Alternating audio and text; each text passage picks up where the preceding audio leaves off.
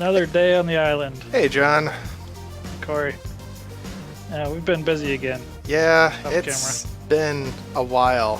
There's a pipe here that wasn't here. Why is there a pipe here? Oh, funny you should ask. There's a trap door right over here. That seems very unsafe. That's Fine. okay. There's a wow. It's dark in here, and See, there's zombie heads. What the heck? This is the secondary blood altar I had already set up. Oh, there's an But- escape. Off camera, I set up this piping system. This pipe goes from this altar all the way to my main altar. It's pretty amazing that pipes interact with these altars. I wouldn't think that would work. Yeah, it is kind of interesting how the industrial craft meshes with the blood magic like that. Well, thermal expansion actually is the pipes that these are from, but thermal expansion actually is notoriously good about interacting with things that it shouldn't, kind of like those crucibles. But, I mean, there's no output on this, so I'm amazed that it knows to output anything from your altar. So what happens in here? Why did you build this next to zombies? Well, normally I was sacrificing these zombies by hand, just with this dagger of sacrifice. Yeah. But now that we've got the third tier blood altar, I hollowed out an area underneath Oh, I didn't even notice this. where I'm going to build my well of suffering. Gross. So it's not enough they're dead, you have to torture them too. Yeah, the well of suffering is just going to continually damage zombies and put their blood into that altar. So I should have a continuous blood supply once that's finished. Some Walking Dead shit, man. The funny thing is, I can actually fit a ritual of regeneration inside the well of suffering, so I can keep the zombies alive longer as I bleed them. Wait, there's actually a mechanic in blood magic that makes you keep them alive so you can bleed them more. Right. John, that's terrifying. But effective. Well, man, I guess. Oh, right, I forgot you fly super fast. Because blood lets you fly really fast for some reason. Whoa, this is different. This is the third tier altar. Whoop, and I'm jumping off. Second tier just consisted of this altar with the ring of blood runes around it. Yeah. This next tier requires all these blood runes around this outer ring, and also these glowstone blocks for some reason. Oh, really? So I figured this was just to make it look kind of cool and light it up. This is actually part of your little ritual thing. Yeah. Interesting. And it now barely fits up here. I'm gonna need to expand in the near future. Holy cow. Maybe making it on the roof wasn't a great decision. Now it'll be fine. I mean, all it's gonna take is one person to just accidentally snipe one of these and you don't have an altar anymore. Well, You can't hide it, man. It's glowstone. that's true. I may have to come up with something about that. But the reason I want to get this third tier blood altar is I'm going to get the magician's blood orb. A magician's blood. So is that a higher tier than the thing you're holding right now? Yeah, what I've got now is the apprentice. It holds 25,000 life points. Okay. If I use this altar to get the next blood orb, I should be able to hold 150,000. Holy cow, that's a pretty big upgrade. And it'll let me create a whole bunch of the rituals. And rituals are larger things? They're different than your sigils. How? Yeah, it was like that was the reason I hollowed out the area under the other altar. Oh. It's actually a structure that you build, and it has effects on the area around it. Oh. So it's not something I carry with me. Okay, so they're more like the blood altar thing here. They're more multi-block structures that have an ongoing effect. Right. Interesting. Now, the interesting thing about this blood orb is it takes more blood than my altar can hold. How does So that work? I've got to put it in, and then as it drains blood from the altar, I've got to continually add blood to it to keep up. Jeez. I think it takes 25,000. Let me check. Magician's blood orb. Yeah, 25,000 life points in a block of gold. Well, block of gold is not too bad. We've done a lot of mining. I see that the statues are still here. Yeah, if you take a look at inside this chest. Oh. I started dabbling in. Oh, there's potions in here. I started dabbling in blood alchemy. Wait, these are all made with your blood? Yes. Okay, leaving now. I want nothing to do with this. It turns out if you've only got the apprentice blood orb, you can just get basic potions. So they're not that impressive, but they should be good enough to get the next orb. Gotcha. I made a whole bunch of instant health potions and a couple of regeneration. So I can, just in case my piping system doesn't keep up with the process, I can add my own blood to the mix. You shouldn't mix bloods, John. I'm pretty sure that's what they tell you, right? Blood and other blood, not great. Something. I don't know. The point is I'm making a bad liquor and beer reference, and it's not working out. Seriously, though, that's gross. So you're going to upgrade your blood orb by trying to torture a bunch of zombies and maybe even sacrifice yourself a little bit, and then you're going to be a more powerful blood magician. Yes. Okay. Pretty cool stuff. I mean, terrifying, dark, you're a horrible person, but pretty nifty nonetheless of the mechanic. I do like the multi-block structure thing. And the fact that all of this is without a user interface on all these blocks is actually pretty cool. Right, you damage yourself to fly. Is actually pretty cool. So I don't know how long this process might take, so I don't know. Maybe we want to check out your stuff first? Sure, we can head over that way, although it is getting dark, but that's okay. I think you'll find it doesn't actually matter if it's dark anymore. So, let's head over this way. Now, I actually forgot to turn off the waypoint, which is unfortunate because it helps spoil the surprise a little bit, but you'll notice there's a new structure here next to my tower. I'm not talking about our invasive friend's castle, which now has a gate on it, because he's not being suspicious or anything and having a gate. But I was getting sick of him encroaching on my land. So, I started building a giant robot. I think that it's a completely warranted and justified counter to his castle. You can only see his head. The rest of him is slowly being built below ground. Although you can see his hand off to the left over here, rising up out of the ocean. That might give you some idea of how big he is. Oh, yeah.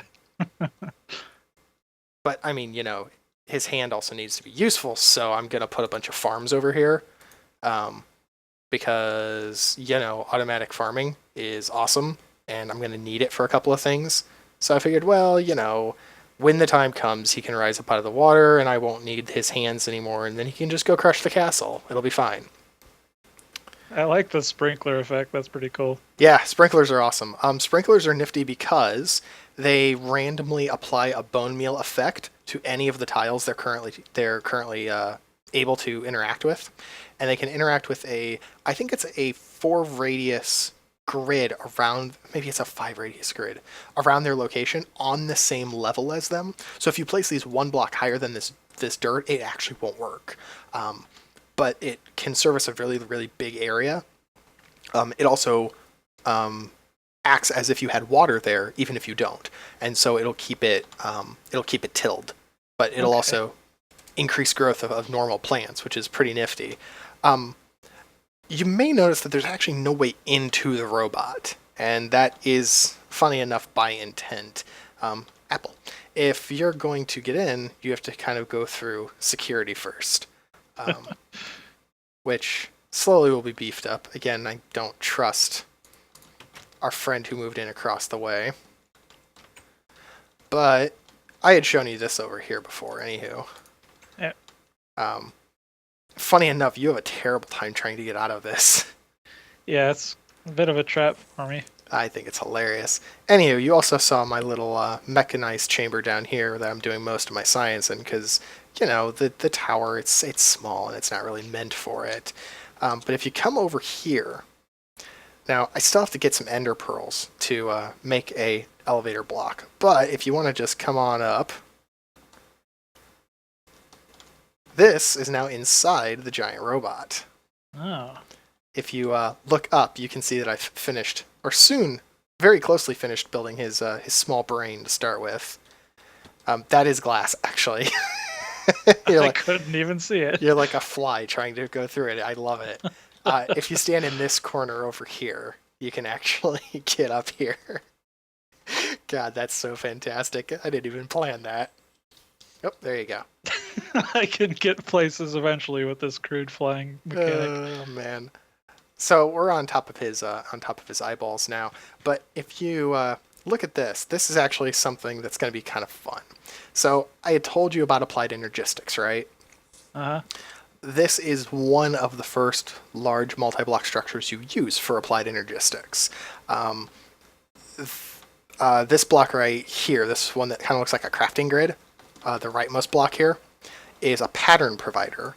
And if you right-click in there, you'll see a bunch of silhouetted things, right? Mm-hmm. That's where you place patterns. And you can encode patterns to have a crafting pattern attached to it. So for example, if I put a blank pattern in here, or in the pattern encoder, which is a different block, I could say 4 wood equals 1 crafting table, okay? Yep. Then if I put that pattern in here, once this multi-block structure is finished, if I have 4 wood in my computer, and I say, boy, I'd really love a crafting table, but I haven't made any, I can just click on it and it will build me a crafting table because it knows what the pattern is because I told it what the pattern is. Pretty nifty. You can expand this up into a huge structure that can basically include any number of recipes you want. But what I'm going to do is I'm going to let you do this. Go ahead and pick up that and take this. And what you'll have in your inventory is a pattern provider and a heat vent. Yep. Put the pattern provider right in the middle between all of these heat vents.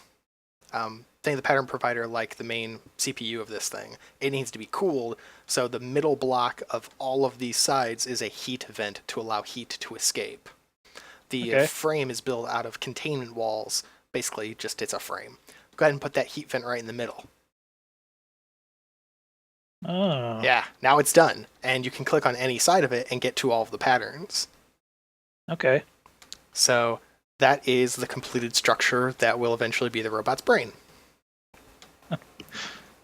So the robot brain just knows how to craft a whole bunch of things. For now. Hey, he has to be a useful robot, okay? The destruction of the castle comes later. Well, you have to start small. Everyone starts with punching wood and making crafting tables. Robots are no different. Now this is, I don't know what this anatomically would be because it's kind of at the base of his neck and it's not really, well, it's at the back of his head. The point is, robots need power. And lava power is just not going to cut it. Did I put it? I did. So I put a bunch of materials in this chest. Now if you hover over these black boxes, blocks rather, you'll probably notice the name that Wayla is giving you for them is reactor casing. Yep. And this is from a mod called Big Reactors. Spoilers, it's exactly what it sounds like. I am going to power my robot via a nuclear reactor. Sounds high tech. No, I don't think anything here can possibly go wrong. So, the way you build a big reactor is you have to make a frame out of casings as such. You need at least one reactor controller, similar to the smeltery. You also need a block called a power tap, because you have to be able to tap power in and out. Then you need a, which side do I want to put this on? I'll just put it over here, that's fine. You need 2 blocks called reactor access ports. Now, one of these ports is for input in order to inject fuel. The other is to eject waste. Now you know the difference between them because one has a green arrow pointing into the big gaping hole and the other is pointing out of the big gaping hole.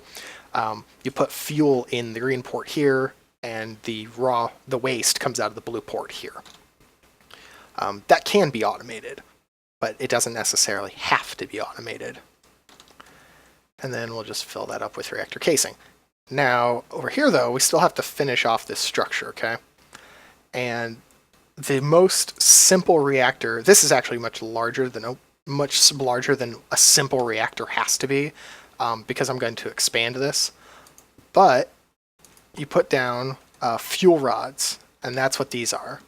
And this will hold fuel. On top of that, you have to top that with a control rod, and that's what allows you to name them, change percentages that you want it to turn off or on at, etc. It's also where it's going to put the fuel once I have that in here. I'm also on top going to put reactor glass across the whole top here, as well as all of the sides. Although it suddenly occurs to me I may run out of glass. Of course I did. So I need 6 more. But I can make that really quickly if you'll just hold on one sec there. Alright. I like the view of the castle from the robot, just like constantly watching. Oh, the robot is always watching. He is a great robot. Also, by design, I put lights on him so that our friend also knows that I'm always watching him. Yeah. I'm not kidding when he's aware. I think he's over there waving. Oh, is he? Well, good. Then he knows that I'm here and that I mean business. Alright. Oh, actually, I should grab some fuel, too. Because there's no use in having a big reactor if you don't also have fuel.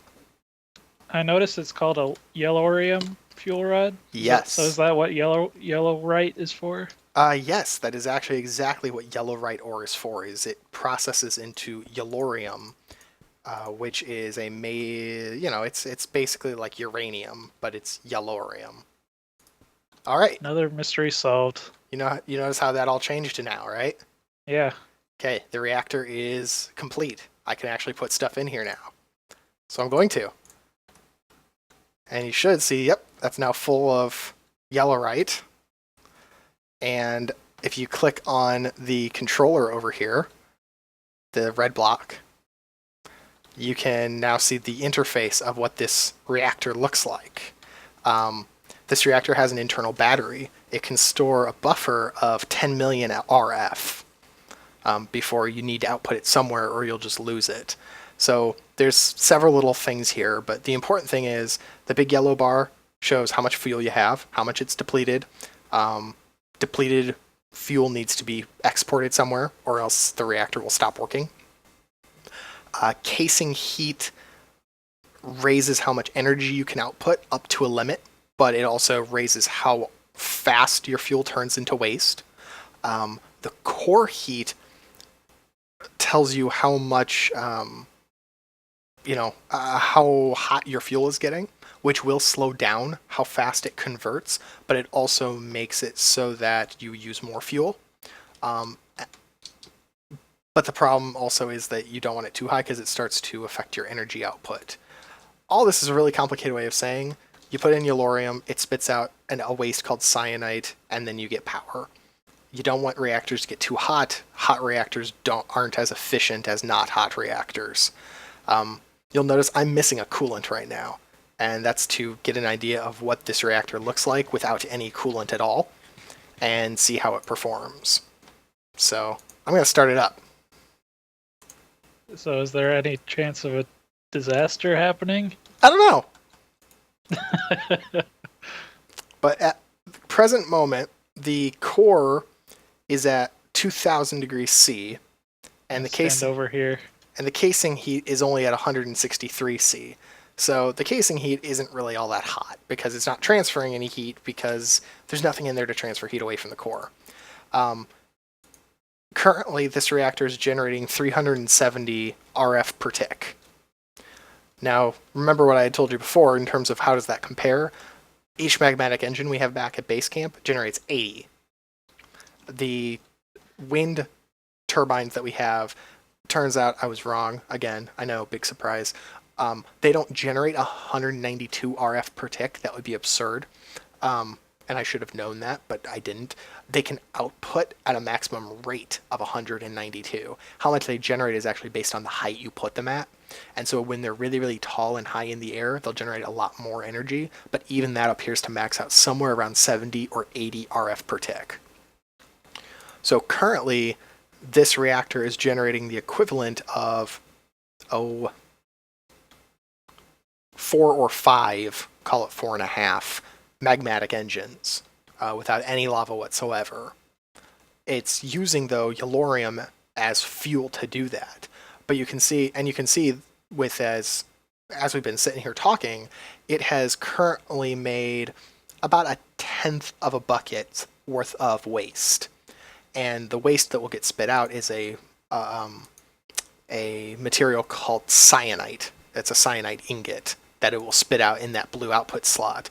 So whenever this gets to a full bucket worth of fuel being converted, it will spit out one cyanide ingot and load in one more yellorium ingot because I put that in the input already. In the meantime, it's generating power, and it's up to just under 1 million RF right now that it's just going to go ahead and store for me. Now, cyanite actually is useful because it gets used in some of the higher tier reactors that you can build. So I'm going to just let this run for a little while because there's no reason not to. And I'm going to go ahead and show you the computer down in, and stuff will start getting moved up here soon enough. But I'll go ahead and show you the computer to give you an idea of what that looks like. So over here is the actual computer from Applied Energistics. It looks a lot less impressive than the big multi-block structure we were just looking at. But go ahead and click on that ME crafting terminal. All right. What you'll see now is something that says the MEC terminal, which is the ME crafting terminal. I currently have this set to sort by item name in descending order, so A, B, C, D, etc. You can see all these materials that are in here. You can just click on one of those and pull it out, and it will put it in your inventory, and you can then put it back, and it will just add it to the number. This is the solution to the inventory management that I was talking about. Wow, you got a lot of iron. I have a lot of iron. Whoa, okay, he has a gate. God, and he's there. So, Wait a minute. When I said that your statue wasn't very accurate, I expected you to change the statue